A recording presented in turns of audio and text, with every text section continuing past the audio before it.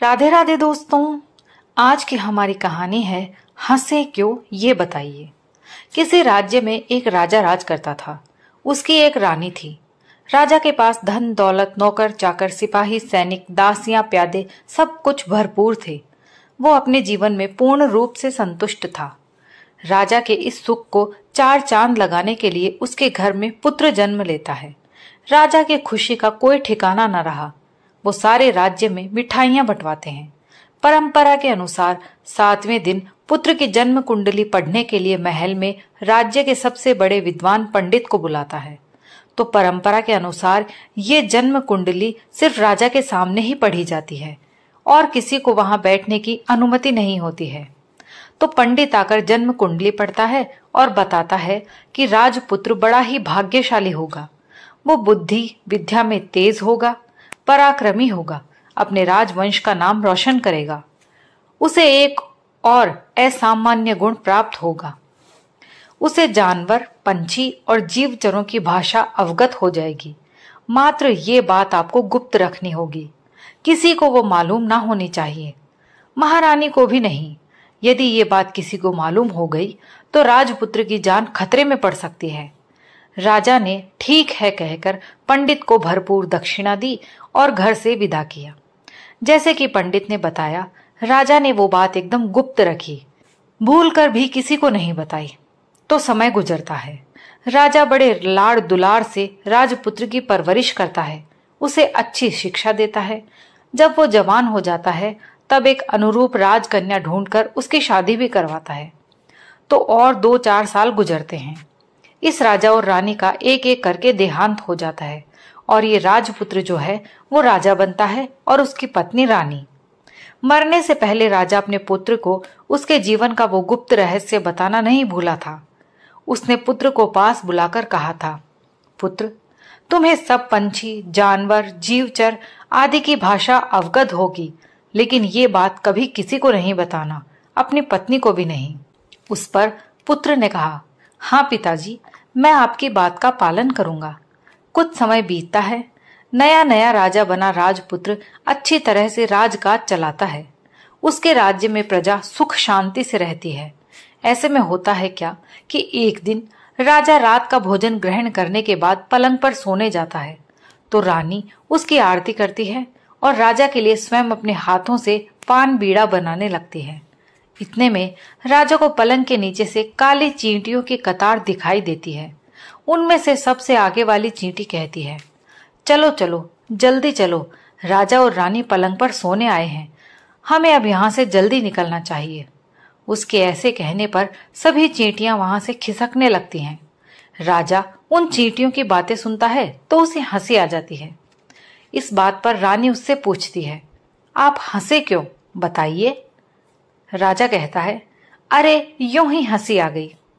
रानी कहती है, नहीं नहीं, आप बताइए क्यों हंसे। राजा जो भी हंसने का कारण बताता तो रानी हंसे क्यों ये बताइए, ऐसा ही कहती रहती है। इस तरह रात के 12 बज जाते हैं। आधी रात बीत जाती है, सुबह हो जाती है और करते करते दिन भी निकलता है। रानी एक ही रट लगाए बैठती है, हंसे क्यों बताइए। राजा सुबह की दैनिक क्रिया खत्म करके चाय नाश्ता कर पोशाक धारण करके दरबार जाने के लिए निकलता है तो भी रानी एक ही बात बार बार दोहराती रहती है। रानी ने अन्न जल कुछ भी नहीं लिया। दिन ढलकर रात हो जाती है और रात बीतकर फिर सुबह हो जाती है। रानी वो ही बात पूछती रहती है। राजा उसे हर तरह से समझाता है, लेकिन रानी एक भी बात नहीं मानती। अंत में राजा कहता है, ठीक है, अब मैं बताता हूं कि मैं क्यों हंसा, लेकिन एक बात है, यदि मैं तुम्हें हंसने का कारण बताता हूं तो मेरी तुरंत मृत्यु हो जाएगी। रानी कहती है, आप मर जाएं तो भी कोई बात नहीं, लेकिन आप मुझे बताइए आप हंसे क्यों। सोच लो, मैं मर जाऊंगा। रानी कहती है, ठीक है, मर जाइए। रानी कुछ भी सुनने के लिए तैयार नहीं होती है। उसके सिर पर मानो भूत सवार होता है। वो सिर्फ एक ही सवाल पूछती रहती है, हंसे क्यों बताइए। राजा कहता है, ठीक है, अब तुम चुपचाप खा पी कर सो जाओ, मैं तुम्हें कल बताऊंगा कि मैं हंसा क्यों। सच बताएंगे ना? हाँ हाँ बताऊंगा। राजा ने हाँ कहा, फिर भी रानी की हंसे क्यों रट बंद नहीं होती। वो कहती जा रही थी, हंसे क्यों। तो इधर राजा क्या करता है कि प्रधान को बुलवा भेजता है। प्रधान आता है तो राजा उसे सारी बात बताता है और उसे चिता की तैयारी करने को कहता है। सुनकर प्रधान को बहुत ही दुख होता है, लेकिन वो भी असहाय था। रानी की हट के आगे राजा की कुछ नहीं चली। वहां वो क्या कर सकता था। प्रधान सिपाहियों को राजा के लिए टिकट और चिता की तैयारी करने का आदेश देता है। सिपाही बेचारे रोते रोते तैयारी करने लगते हैं। इधर तेजी से सारी बात प्रजा में फैल जाती है। राजा मर जाएंगे ये सोचकर प्रजा बड़ी दुखी होती है। रानी मात्र हंसे क्यों ये बताइए कहती रहती है। कहते कहते उसका प्राण मुंह तक आ जाता है, लेकिन वो कहना बंद नहीं करती। अब राजा रानी को आइए मेरे पीछे कहकर शमशान की ओर प्रस्थान करता है। उसके पीछे कुछ दासियां रानी की दोनों भुजाओं को पकड़कर उसे शमशान की ओर लेकर चलती हैं। उन दोनों के पीछे सारी प्रजा रोती हुई चलती है। घर से निकलते वक्त राजा के मन में आता है कि शायद अब रानी के मन परिवर्तित हो गया है। वो फिर रानी से एक बार बात करने का प्रयत्न करता है। देखो, शमशान जाते ही मैं हंसे क्यों ये बताऊंगा और तुरंत मर जाऊंगा। दोबारा तुम्हें कभी नहीं मिल पाऊंगा। रानी कहती है, कोई बात नहीं, पर आप मुझे हंसे क्यों ये बताइए। राजा के पास अब सच बताने के सिवा कोई और उपाय नहीं रहता। वो शमशान घाट की ओर सीधे चलने लगता है। जब राजा अपने सारे दल बल के साथ शमशान घाट की ओर चल रहा था, तब राजा को वहां रास्ते में एक बकरा और एक बकरी एक पेड़ के पत्ते खाते हुए देखते हैं। बकरा बार बार पेड़ पर चढ़कर पत्ते खा रहा था, किंतु बकरी गर्भवती होने के कारण पेड़ पर चढ़ नहीं सकती थी, इसलिए उसे अच्छे पत्ते नहीं मिल रहे थे। वो बकरे से कहती है, अजी बार बार पेड़ पर चढ़कर अकेले ही पत्ते खा रहे हो, मुझे भी थोड़े दीजिए। उस पर बकरा कहता है, अरे वाह, मैं तुम्हें भला पत्ते दूंगा। अरे मैं हमारे राजा की तरह पागल थोड़े ही हूं। वो बात रहने दीजिए, मुझे थोड़े पत्ते तोड़कर दीजिए, मुझसे वो नहीं हो पा रहा। नहीं हो पाता तो फिर भूखी रहो। बकरी बोली, ऐसा क्यों करते हो आप। बकरा कहता है, तुम जितनी भी लल्लो चप्पो की बात करो, मैं तुम्हें पत्ते तोड़कर नहीं देने वाला हूं। तुम चाहो तो उन शाखाओं को नीचे झुकाओ और पत्ते खाओ। इधर देखिए, पत्नी के हट के आगे सिर झुकाने का फल। हमारे राजा को देखिए, पत्नी के कहने पर मरने जा रहे हैं। राह चलते राजा के कानों में दोनों की बात पड़ती है। वो आश्चर्यचकित होकर वहीं खड़ा रहता है और उनकी आगे की बातचीत सुनता है। आगे बकरी कहती है, वो राजा मरेगा नहीं तो क्या होगा, वो बताते क्यों नहीं कि हंसे क्यों। बकरा कहता है, अच्छा बताना चाहिए। सच कहो तो उन्हें कहना चाहिए कि मैं आज इमली के पेड़ की टहनियां तोड़कर उनसे तुम्हारी अच्छी पिटाई करने वाला हूं, इसलिए हंस रहा हूं। और तुम सुनो, यदि तुमने मुझे दोबारा बोला कि पेड़ के पत्ते तोड़कर दे दो, तो मैं भी तुम्हारी जबरदस्त पिटाई करने वाला हूं। राजा उन दोनों की बातचीत सुनता है और रानी को कहता है कि घर वापस चलो। रानी पूछती है, क्यों, क्या हुआ। आप तो यहाँ शमशान में हंसे क्यों ये बात बताने वाले थे। राजा कहता है, हाँ कहा तो सही, लेकिन अब घर ही चलें, वहीं बताने वाला हूं मैं तुम्हें सब कुछ। रानी कहती है, ठीक है, आप घर पर बताएंगे तो चलो चलते हैं घर। और दासियों का सहारा लेकर राजमहल वापस जाती है।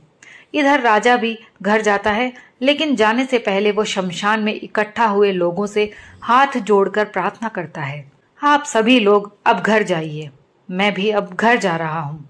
लोगों को आश्चर्य होता है कि अचानक राजा ने फैसला क्यों बदला। अब राजा क्या करेंगे। घर जाकर मरने का दूसरा उपाय तो ढूंढेंगे नहीं। लेकिन किसी को राजा से पूछने की हिम्मत नहीं होती। सब चुपचाप अपने घर चले जाते हैं। इधर राजमहल पहुंचकर राजा प्रधान से कहता है, प्रधान जी, मुझे इमली की कुछ टहनियां लाकर दे दो। प्रधान कहता है, लेकिन राजा साहब, आप इमली की टहनियों का क्या करेंगे। राजा कहता है, उससे आपको कोई मतलब नहीं है। प्रधान जी, आपको जो कहा है वही करो। तो प्रधान राजा की आज्ञा के अनुसार इमली के पेड़ की टहनियां लाकर राजा को दे देता है। फिर उत्सुकता से राजा को पूछता है, राजा साहब, आप इसका करेंगे क्या। कुछ नहीं, आप जाइए। प्रधान बेचारा मुंह लटकाकर चला जाता है और राजा अंदर जहां रानी बैठी थी वहां महल में जाता है। जाकर सब दासियों को बाहर जाने की आज्ञा देता है। जैसे ही दासियां बाहर जाती हैं, राजा महल का दरवाजा बंद करता है और इमली की टहनियों से रानी को छपाछप पीटने लगता है। इमली की लचीली टहनियां जोर से शरीर पर पड़ने से रानी के शरीर पर निशान उठते हैं और उसे बहुत दर्द होता है। वो जोर जोर से चिल्लाने लगती है, फिर भी राजा पीटना बंद नहीं करता। आखिर जब रानी को मूर्छा आने लगती है तब राजा रुकता है, दरवाजा खोलकर दासियों को अंदर बुलाता है और रानी के मुंह पर पानी छिड़कने के लिए कहता है। दासियां जल्दी जल्दी रानी के मुंह पर पानी छिड़ककर उसे होश में लाती हैं। रानी को जब होश आता है तब राजा कहता है, अब बताऊं मैं क्यों हंसा था? उसी अवस्था में रानी बोलती है, क्यों हंसे थे आप? राजा कहता है, मुझे किसी इंसान ने बताया था कि आज मेरे हाथों से तुम्हारी अच्छी खासी पिटाई होने वाली है, इसलिए मुझे हंसी आ रही थी। अब तुम दोबारा कभी मुझसे पूछोगी कि मैं क्यों हंसा था? ना भगवन, मैं अब कभी भी इस तरह से नहीं पूछूंगी। इस बार पूछा तो मुझसे गलती हो गई, कहकर वो राजा के पैर पकड़ने लगती है। राजा उसे ऊपर उठाता है। कोई बात नहीं, मैंने तुम्हें माफ कर दिया है, अब हम दोनों आराम से रहेंगे। उसके बाद राजा और रानी खुशहाल जीवन बिताते हैं और अपनी प्रजा की अच्छी तरह देखभाल करते हैं।